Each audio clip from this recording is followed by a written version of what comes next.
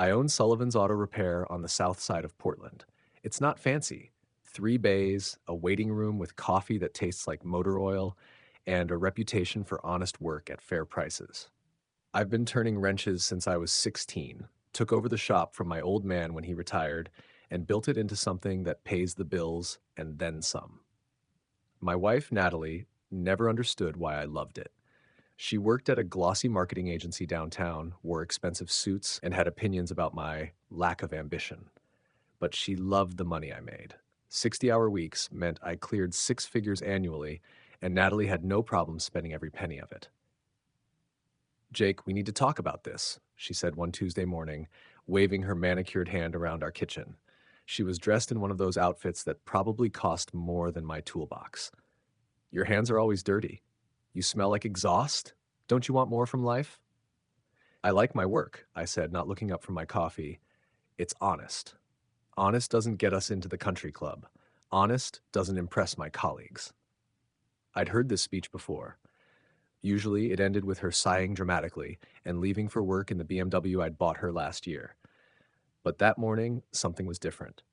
She checked her phone 3 times in 2 minutes, and when it buzzed with a text, she smiled. That quick, involuntary smile people can't fake. "Who's that?" I asked casually. "Just work," she said too quickly, shoving the phone in her purse. "Client emergency. I'm a mechanic. I know when something's running wrong just by listening to it. And my wife was running wrong." That afternoon, I did something I'm not proud of. I checked the mileage on her BMW. She'd told me she was working late 3 nights last week at her office downtown, 12 miles from our house. But the odometer told a different story. She'd driven an extra 180 miles that week, miles that didn't match any story she'd told me. I could have confronted her, could have demanded explanations, but 16 years of diagnosing engine problems taught me one thing: don't guess at the issue. Document everything, test your theory, then fix it permanently. So, I installed a GPS tracker under her car, the kind mechanics use to diagnose intermittent problems. Completely legal since I owned the vehicle. And I waited. The GPS data came through crystal clear. 3 times a week, Natalie drove to the Riverside Luxury Auto Mall, specifically to the service entrance behind the Prestige Motors dealership. She'd park for 2 to 3 hours, always between 6 p.m. and 9 p.m., then drive home and tell me she'd been working late on campaigns. Prestige Motors. I knew them. They'd tried to poach me twice over the years, offering me a service manager position. I'd turned them down because their owner, Derek Chen, was a snake who sold certified pre-owned cars with hidden damage and trained his salespeople to lie about vehicle histories. But Derek's son, Evan Chen, ran the day-to-day operations now. 32 years old, drove a different luxury car every week, and had a reputation for sleeping with customers' wives while their husbands were in the finance office signing papers. I pulled up Evan's social media. There he was. Gym selfies, pictures of expensive watches, and a whole album from last month's business trip to Cabo. In the background of one beach photo, barely visible, was a woman in a red bikini. The tattoo on her shoulder blade was distinctive, a lotus flower. Natalie got that tattoo 2 years ago. Said it represented new beginnings. I zoomed in. Same tattoo, same positioning. My wife had been in Cabo with Evan Chen while telling me she was at a marketing conference in Seattle. I sat in my office at the shop, staring at that photo for a long time. My hands, the ones Natalie was so embarrassed by, were shaking, not with rage, with calculation, because I just figured out what type of engine I was dealing with, and I knew exactly how to take it apart piece by piece. Mechanics don't just fix problems, we prevent them. And the best way to prevent a problem is to understand it completely before you touch anything. I spent the next 2 weeks documenting everything. The GPS logs showing her trips to Prestige Motors, credit card statements showing charges at hotels I'd never heard of, her phone records showing hundreds of texts to a number I traced back to Evan Chen's personal cell. But I needed more. I needed the kind of evidence that would hold up not just in divorce court, but in the court of public opinion. Because Evan Chen's father had connections, city council members, the Chamber of Commerce, half the business owners in Portland.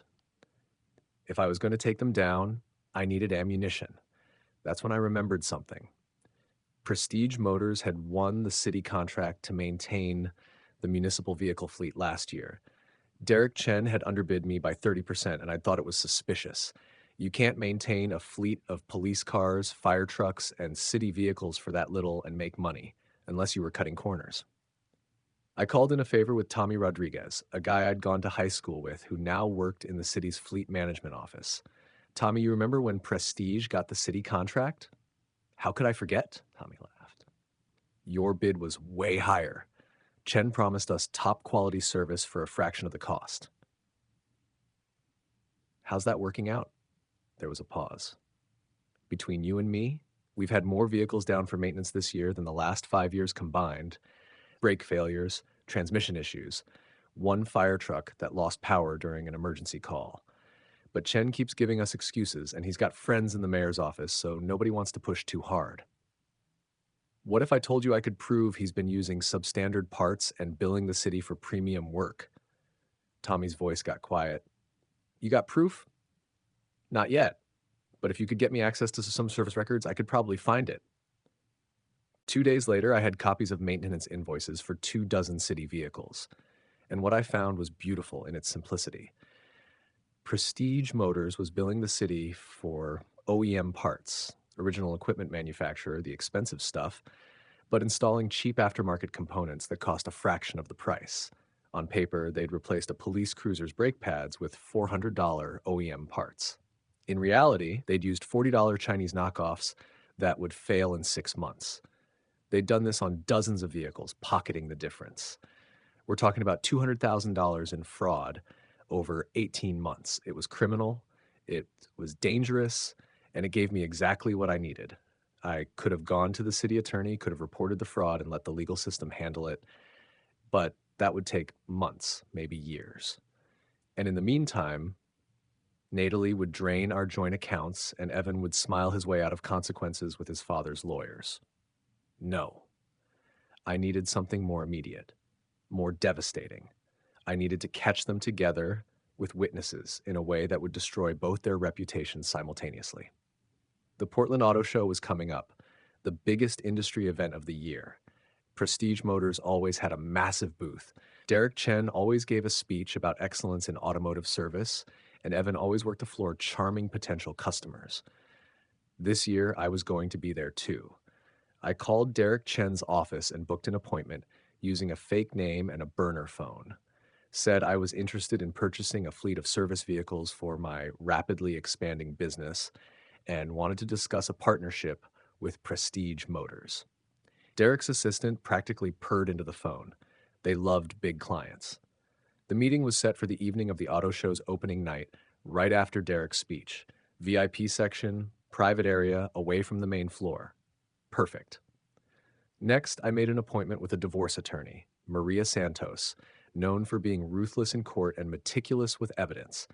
I brought her everything: the GPS logs, the credit card statements, the phone records, the photos from Cabo. This is solid, Maria said, reviewing the files. But you want more than just a divorce, don't you? I want her to understand that I wasn't too stupid to notice. I want Evan Chen to lose everything. And I want Derek Chen to realize his son destroyed the business he built. Maria smiled. It wasn't a nice smile. I can work with this, but we'll need to coordinate carefully. I'm a mechanic, I told her. Coordination is what I do. The Portland Auto Show was packed. Hundreds of people wandering between displays of shiny new vehicles, sales reps giving pitches, families taking photos. The Prestige Motors booth was the biggest, all chrome and glass and luxury cars that cost more than most people's houses. Derek Chen gave his speech at 7 p.m., stood on a stage and talked about excellence, integrity, and Prestige Motors' commitment to the community. He mentioned the city fleet contract specifically, praising his team's dedication to keeping Portland's emergency vehicles running smoothly. I stood in the back of the crowd, wearing jeans and my shop jacket with Sullivan's Auto Repair embroidered on the back, and felt nothing but cold satisfaction. In my backpack was a file folder containing enough evidence to turn Derek's proud speech into a confession of fraud. When Derek finished, people applauded. He shook hands, posed for photos, played the role of successful businessman. And then he headed to the VIP area for his 8 p.m. appointment with the potential fleet customer, me. But I wasn't going there alone. I'd invited 4 other people to that meeting: Maria Santos, my divorce attorney, Tommy Rodriguez from the City Fleet Management Office, a reporter from the Portland Business Journal who I'd tipped off about possible fraud, and a sergeant from the Portland Police Department who was very interested in why his brake pads kept failing. We all arrived at different times from different entrances and gathered in the private meeting room that Prestige Motors had reserved for VIP clients. Derek walked in at exactly 8 p.m., his smile faltering when he saw the group waiting for him. "What's this?" he asked, looking confused. "This," I said, standing up, "is an intervention." Derek Chen's face went through several expressions in rapid succession: confusion, recognition, anger, fear.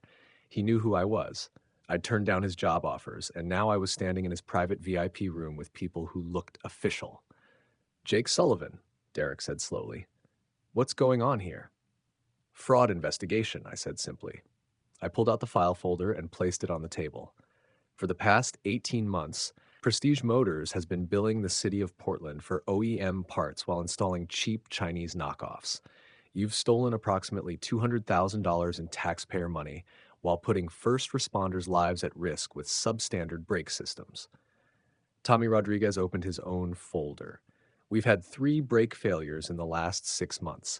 One during an active emergency response. People could have died." The police sergeant leaned forward. "My cruiser's brakes locked up during a pursuit last month. I crashed into a parked car. I've been wondering why our maintenance costs keep going up while our vehicle reliability keeps going down." Derek's mouth opened and closed. "This is a misunderstanding. We would never—" "Here's an invoice," I interrupted, pulling out a document. "You charged the city $1,200 for a brake job on Unit 47. OEM parts, premium service, but I tracked down the actual parts you used, Chinese knockoffs bought from a discount supplier for $75. Your son Evan signed off on the work order." The reporter was taking notes. Furiously. "This is slander," Derek said, but his voice cracked. "I'll sue you for—" "You'll do nothing," Maria Santos said calmly. "Because if you sue my client, we'll countersue for fraud, racketeering, and criminal endangerment, and we'll win. The evidence is airtight." "Who's your client?" Derek demanded. "Jake Sullivan. And also, as of tomorrow morning, the city of Portland." The police sergeant stood up. "Mr. Chen, I'm going to need you to come to the station for questioning. We have some concerns about your business practices." Derek looked like he might pass out. "I want my lawyer." "That's your right," the sergeant said. "But you should know we're also executing a search warrant on your dealership's service records tonight. If we find what Mr. Sullivan says we'll find, you're looking at criminal charges." That's when Evan Chen walked into the room. Evan looked like he'd walked off a cologne advertisement. Designer suit, perfectly styled hair, confident smirk. The smirk died when he saw the group assembled in the room. "Dad, what's going on? They said you needed me in the VIP." He stopped when he saw me. "Sullivan?" "Hey, Evan," I said casually. "Thanks for joining us. We were just discussing your creative accounting practices with the city fleet." Evan's eyes darted to his father, then to the police sergeant. "I don't know what you're talking about." "Really?" "Because your signature is on about 40 service orders where Prestige billed for premium parts but installed junk. That's your handwriting, right?" I showed him one of the invoices. Watched the color drain from his face. "My dad handles the parts ordering," Evan said quickly. "I just sign off on completed work. If there's a problem with suppliers, that's on him." Derek's head snapped toward his son. "What?" "Oh, this is good," I said. "Father and son turning on each other already. But before you two start pointing fingers, there's something else we need to discuss." I pulled out my phone and opened the GPS tracking data. "Evan, you've been having an affair with my wife, Natalie Sullivan, for approximately 6 months." The reporter's pen stopped moving. "That's a personal matter," Evan said, recovering some confidence. "Not relevant to any business issues." "Actually, it is relevant, because Natalie had access to my shop's business records, client information, pricing strategies, bid proposals, and she was sharing all of it with you." Now I had everyone's attention. "Last year, when Prestige underbid me on the city contract by 30%, I wondered how you knew exactly what number to hit. Now I know. Natalie photographed my bid proposal and sent it to you." I showed them the text messages I'd recovered from Natalie's cloud backup. There it was, Photos of my confidential business documents sent to Evan's number with timestamps from 2 days before the city contract bidding deadline. Corporate espionage, Maria Santos said cheerfully. Add it to the list. Evan's confidence shattered. She volunteered that information. I never asked. So you're admitting you received stolen confidential business documents and used them to undercut a competitor? The reporter was writing again. The door opened and Natalie walked in. My wife looked beautiful. She dressed for Evan, wearing that red dress that cost $500 and made me work an extra weekend to afford. She had flowers in her hand, probably thought she was meeting Evan for a romantic surprise after his dad's big speech. Her smile died when she saw the room full of people. Jake? Her voice was small. What are you doing here? Learning some interesting things about my wife and her boyfriend, I said calmly. Did you know Evan's family business is under investigation for fraud? That the parts theft you helped facilitate by stealing my bid information has put firefighters and police officers at risk? Natalie's eyes went wide. I didn't. I never meant. She didn't know about the parts fraud? Evan said quickly. She just shared some business information. That's not illegal. Actually, Maria Santos said, theft of trade secrets is very illegal, especially when it results in financial harm to the victim. Jake lost approximately $300,000 in revenue when Prestige got the city contract he should have won. We'll be suing both you and Mrs. Sullivan for damages. Natalie dropped the flowers. Jake, please, we can talk about this. Just us. Let's go home and... Home? I laughed, and it didn't sound like my laugh. Natalie, you don't have a home anymore. I filed for divorce this morning. The house is in my name, my father's gift to me when we got married, remember? You'll be served papers tomorrow. You can't do this. I can, and I am. Every joint account is frozen. Every credit card in your name is canceled. The BMW you're so proud of, repossessed 2 hours ago, you'll find it's already gone from the parking lot. Her face went white.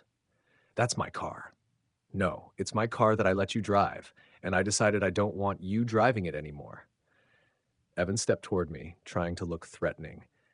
You can't destroy her life because you're mad about an affair. I'm not destroying her life because of the affair, I said calmly.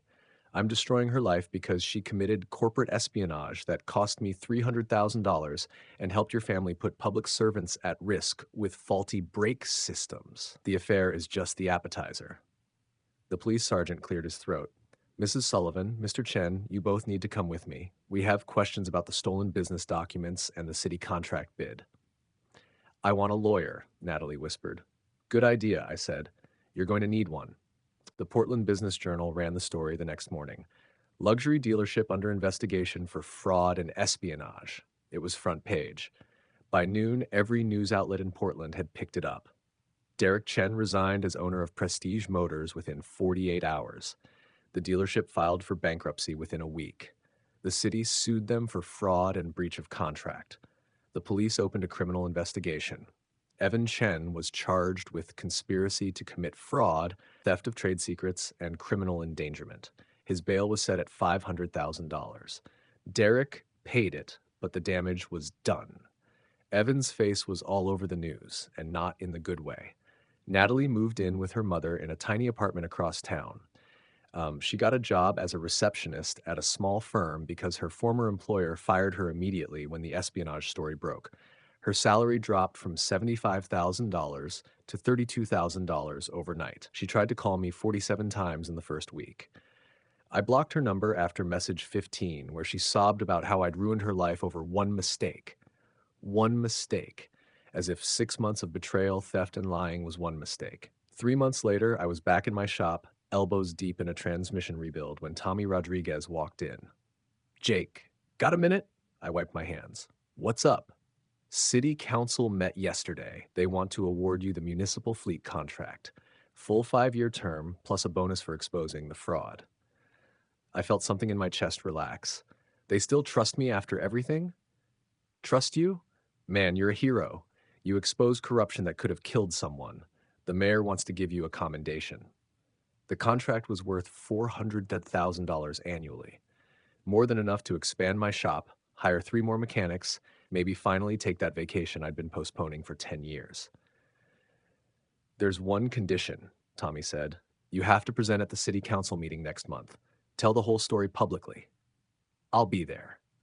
The city council chamber was packed the night I told my story. Local news cameras, reporters, business owners, and what seemed like half of Portland's mechanics filled the room. I stood at the podium in my cleanest shop shirt and told them everything. How I'd noticed the mileage discrepancies, how I'd tracked down the fraud, how I'd built an airtight case before making a single move. People underestimate mechanics, I said. They think because we work with our hands, we don't work with our heads. But diagnosing an engine problem requires logic, patience, and attention to detail. The same skills I used to fix cars, I used to fix my life. When I finished, the room applauded. Not polite golf claps, real applause that lasted a full minute. The mayor shook my hand and presented me with a commendation. The city of Portland thanks you for your integrity and service. After the meeting, a woman approached me. She was about my age, professional but not stuffy, with grease stains on her hands. Jake Sullivan? I'm Amy Torres, diesel repair across town. I know your shop. Good reputation. Thanks. Listen, I've been thinking about expanding, maybe merging with another independent shop to bid on bigger contracts. You interested? I looked at her calloused hands, the honest smile, the direct eye contact of someone who actually did the work instead of just managing it. Yeah, I said. I think I am. Sullivan and Torres Automotive is now the largest independent repair operation in Portland. We employ 23 mechanics, serve 12 major clients, including the city fleet, and last year we did $3.2 million in revenue. Amy and I aren't just business partners anymore. We got married last year in a simple ceremony at the shop, surrounded by friends, family, and the sound of air wrenches. She wore jeans and boots. I wore my best flannel. It was perfect. Natalie sent a card. I didn't open it. Derek Chen's dealership never recovered. The property is now a furniture store. Derek himself moved to Arizona, reportedly working in retirement community sales. Evan served 18 months in federal prison for fraud and conspiracy. Last I heard, he was selling used cars at a buy here, pay here lot in Bend. No more luxury vehicles. No more cocaine. Just the slow grind of consequences. Natalie tried to reconnect about 6 months after the divorce finalized. Showed up at my shop crying, saying she'd made terrible mistakes and wanted another chance. Natalie, I told her, you don't want me. You want the version of me that paid your bills and didn't ask questions. That guy doesn't exist anymore. Please, Jake, I learned my lesson. Good, learn it with someone else. She left and didn't come back. Sometimes people ask me if I feel guilty, if I regret being so thorough, so public, so devastating in how I handled everything. The answer is simple. No. See, I'm a mechanic. When an engine is broken beyond repair, you don't try to patch it and hope for the best. You acknowledge it's done, you document the failure, and you build something better. That's what I did. I documented the failure of my marriage, my wife's criminal behavior, and Evan Chen's corrupt business practices. Then I built something better, a business, a life, a partnership with someone who actually respects what I do. People called me just a mechanic, like it was an insult. Like working with my hands made me less intelligent, less capable, less deserving of respect. They were wrong. The grease under my fingernails represents honest work. The calluses on my hands represent years of expertise. And the wrench in my toolbox, that's not just for fixing engines. Sometimes it's for dismantling lies.